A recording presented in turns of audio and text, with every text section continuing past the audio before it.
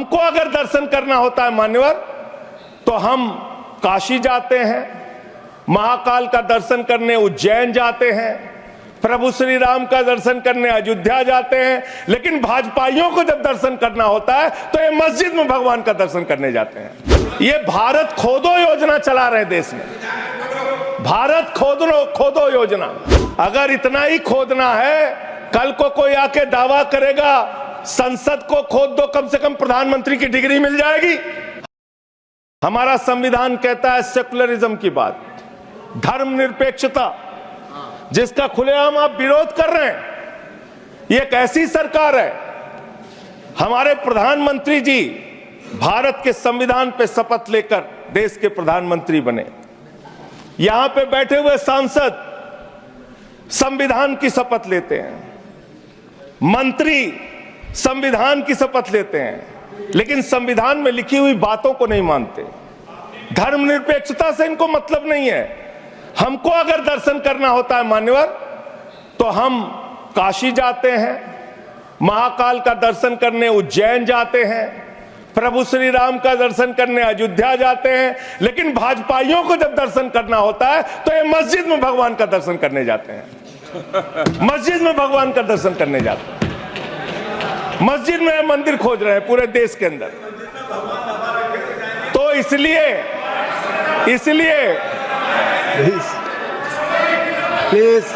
इसलिए मान्यवर, इसलिए मैं इनसे कहना चाहता हूं, कृपया घबराओ मत, सीट पर चीखना चिल्लाना शुरू कर देते हैं। जैसे ही बोलता हूं चीखना चिल्लाना शुरू। मान्यवर,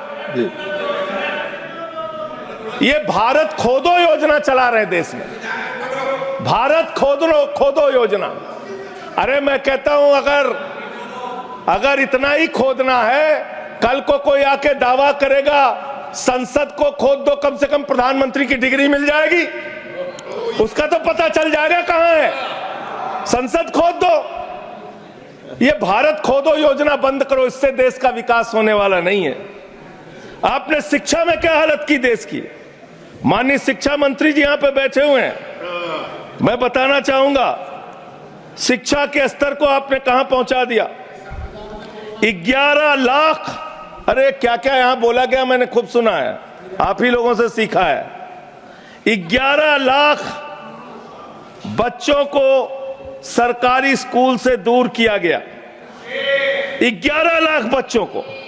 यह देश के अंदर शिक्षा की व्यवस्था है, और इसमें सबसे ज्यादा मान्यवर, अगर किसी राज्य की भागीदारी है जहां पे सबसे ज्यादा बच्चे सरकारी स्कूल से दूर हुए हैं, पिछले 8 महीने का आंकड़ा शिक्षा मंत्रालय ने लोकसभा में रखा, 11 लाख में से अकेले 7,84,000 बच्चे उत्तर प्रदेश में सरकारी स्कूलों से दूर गए। ये कर रहे हैं शिक्षा के नाम पे आप। देश की शिक्षा की व्यवस्था की हालत यह कर दी आपने। 63,000 बच्चे आसाम में सरकारी स्कूलों से दूर हुए। यह सरकार का आंकड़ा, मैं अपनी ओर से नहीं पढ़ रहा हूं। जब सरकार से पूछा गया शिक्षा पे कितना खर्च करते हैं, जीडीपी का कितना हिस्सा शिक्षा पे खर्च करते हैं, पिछले 3 वर्षों से भारत की सरकार जीडीपी पे 0.4% शिक्षा पे ऊपर खर्च करती है। और दिल्ली की सरकार, जहां अरविंद केजरीवाल की सरकार है, हम शिक्षा के ऊपर 25% बजट का हिस्सा खर्च करते हैं मानव। स्वास्थ्य के ऊपर दिल्ली के अंदर 13% हम खर्च करते हैं। और भारत की हमारी सरकार जो अपने आप को कहती है मोदी जी की बड़ी योजनाएं हैं, बड़ी ताकतवर सरकार है, मात्र 2% स्वास्थ्य के ऊपर खर्च करती है। यह इस देश की हकीकत है। कैसे समानता आएगी, कैसे संविधान में लिखी हुई बातों की सुरक्षा हो पाएगी। मैं दिल्ली की बात करूं, अगर एक राज्य सरकार, दिल्ली के लोगों ने भी चुना जिसको आप चलने नहीं देते, बार बार उसके ऊपर रोक लगाते हैं, लेकिन उस राज्य सरकार के काम क्या हैं वो आपको जानना बहुत जरूरी है। एक ऐसी सरकार जिसने अब देखिए टोका टोकी करेंगे। आप बोलिए ना, आप बोलिए, आप क्यों उधर बात अभी जाते हैं? अभी ये लोग जब बोल रहे थे मैं चुपचाप सुना, चुपचाप सुना। आप बोलिए। अगर जेल वेल की बात करोगे ना, जिस दिन सत्ता परिवर्तन होगा एक भी आदमी बाहर नहीं दिखेगा। फिर ऐसी बातें मत करो, आपस में बात नहीं। संजय ये जी, धमकी देने की बातें मत करो। संजय जी, आपस में कोई बात नहीं। संजय जी प्लीज प्लीज, नहीं कोई नहीं, आप लोग आपस में बात कंट्रोल कीजिए सर। सभी लोग आपस में बात प्लीज, प्लीज आप बैठे रहे प्लीज। ऐसे धमकी देके काम मत करो। आप विषय पे बोले, विषय बोले। अडानी की दलाली करने वाली सरकार हमसे सवाल कर रही है। विषय पर संजय जी जो विषय बोलेंगे, ये भ्रष्टाचार पे बोलेंगे, विषय पर बोलिए प्लीज, विषय पर बोलिए प्लीज। अडानी की दलाली करने वाले लोग हमसे सवाल करेंगे। मानिए मुझे लगता है कि संजय जी अपना आपा खो गए हैं और उन्होंने अपनी शब्दावली को ध्यान में रखना चाहिए और ये जो उन्होंने शब्द वाक्य इस्तेमाल किया ये एक्सपंज होना चाहिए। प्लीज आप बोले, प्लीज प्लीज प्लीज बैठ। सर बोलिए, मैं दिल्ली के काम बता रहा हूँ। आप दिल्ली के काम बताइए, आपस में दिल्ली की सरकार ने क्या किया है संविधान की रक्षा के लिए? टीका टिप्पणी ना करें। दिल्ली की सरकार ने क्या किया है इस देश के नागरिकों को मजबूत बनाने के लिए? दिल्ली की सरकार ने क्या किया है शिक्षा और स्वास्थ्य पे काम करने के लिए? दिल्ली की सरकार ने क्या किया है बाबा साहब के लिखे गए एक एक शब्द को जमीन पे उतारने के लिए? दिल्ली के अंदर शिक्षा में हमने 25% खर्च किया, स्वास्थ्य में हमने 13% खर्च किया, दिल्ली में हमने बिजली फ्री दिया। पूरे देश में पहली सरकार है जो बिजली फ्री देने का काम करती है। दिल्ली के अंदर केजरीवाल जी ने 200 यूनिट बिजली फ्री, 400 यूनिट बिजली आधे दाम पे दिया। दिल्ली के अंदर केजरीवाल की सरकार ने इलाज मुफ्त किया, पानी मुफ्त दिया। दिल्ली के अंदर सीट पर बैठकर बुजुर्गों को तीर्थ यात्रा, माननीय मंत्री, बुजुर्गों को तीर्थ यात्रा कराने का काम किया, बुजुर्गों को तीर्थ यात्रा कराने का काम किया दिल्ली की सरकार ने। दिल्ली की सरकार ने माताओं बहनों के लिए बस की यात्रा फ्री करने का काम किया और अगली योजना आ रही है। दिल्ली में केजरीवाल मुख्यमंत्री बनेंगे, दिल्ली की महिलाओं को 2100 रुपए हर महीने उनके खाते में पहुंचाया जाएगा। हम महिला को सशक्त करेंगे, मजबूत करेंगे। संविधान पर भी जोड़िए उसको, संविधान पर बोलिए। संविधान पे बोलिए, संविधान पर बोलिए संजय जी। संविधान के अंतर्गत मैं एक चुनी हुई सरकार के बारे में बोल रहा हूं। संविधान पर चर्चा हो रही है, दिल्ली में चर्चा होगी, संविधान पे आप बोले और दिल्ली में बैठे रहे। मैं बोल रहा हूं, दिल्ली के अंदर 200 किलोमीटर के मेट्रो नेटवर्क को हमने 2015 से बढ़ाकर प्लीज स्पीक ऑन 450 किलोमीटर किया। संजय जी कॉन्स्टिट्यूशन पे बोलिए। सर उन्होंने अपनी सरकार की उपलब्धि गिनाई, आपने उनको नहीं रोका।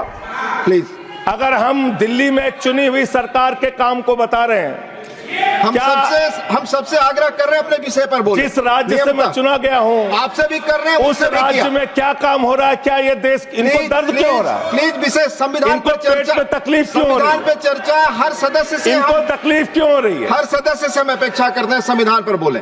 तो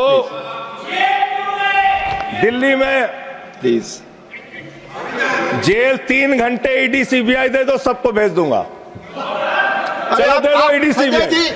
आप बोलते हैं, प्रवोक करते हैं, आप इसे पर बोलिए। ये सब चीजें नहीं जाएंगी, ये सब चीजें नहीं जाएंगी रिकॉर्ड पे। प्लीज, वो बोल रहे हैं जेल क्यों आपस में बात न करें, आप बोले संविधान पर। नहीं, आप रोक रहे हैं, आपस में बात न करें प्लीज।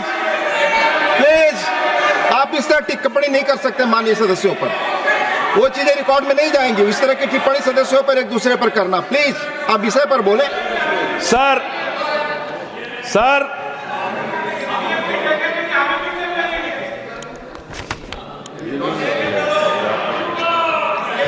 3 सर आप ही का चेहरा दिख रहा है सर। नहीं मेरा चेहरा नहीं, चेहरा आपका दिख रहा, आप बोलिए तो सर आप बोलिए। ये लोग भ्रष्टाचार के खिलाफ जब बोलते हैं, भ्रष्टाचार के खिलाफ जब बोलते हैं भाजपा के लोग, तो लगता है ओसामा बिन लादेन अहिंसा पे उपदेश दे रहा है। ये भ्रष्टाचार के खिलाफ बोलेंगे। 3,02,000 करोड़ रुपए का ठेका इन लोगों ने इलेक्टोरल बॉन्ड के नाम पे लिया सर। 3,02,000 करोड़ रुपए का ठेका इन लोगों ने इलेक्टोरल बॉन्ड के नाम पे बोलिए दिया है। विषय पर प्लीज विषय पर बोलिए। सर, जो आप मालूम है कि विषय पर बोले गाय काटने वाली कंपनी से चंदा लेने वाले लोग मेरे ऊपर सवाल उठा रहे हैं। आपस में बात नहीं, गाय प्लीज। काटने वाली कंपनी से चंदा लेने वाले लोग, प्लीज प्लीज, ये मंत्री का आचरण है। आप विषय पर बोले संजय जी। सर, देश के अंदर एक चुनी हुई सरकार है, संविधान के तहत वो सरकार चुनी हुई है, संघीय ढांचे का जिक्र उस संविधान के अंदर किया गया है, उसको आप क्यों नहीं मानते? दिल्ली की सरकार को क्यों नहीं चलने देते? हमारे सारे काम पे रोक क्यों लगाते हैं आप? आपने सबसे बेहतरीन देश की काम करने वाली सरकार, एक ऐसी सरकार, जब अमेरिका के राष्ट्रपति की पत्नी हिंदुस्तान आई तो मोदी जी ने पूरे देश का हवाला दिया। गुजरात का स्कूल देख लो, मध्य प्रदेश का देख लो, उत्तर प्रदेश का देख लो, हरियाणा का देख लो। उसने कहा हमें केजरीवाल का स्कूल देखना है, मनीष सिसोदिया ने जो स्कूल बनाया है वो स्कूल देखना है। ये काम हमने किया। आज दिल्ली के स्कूल मॉडल की चर्चा पूरी दुनिया में हो रही है, अस्पताल के मॉडल की चर्चा पूरी दुनिया में हो रही है। ये मंत्री है सरकार के।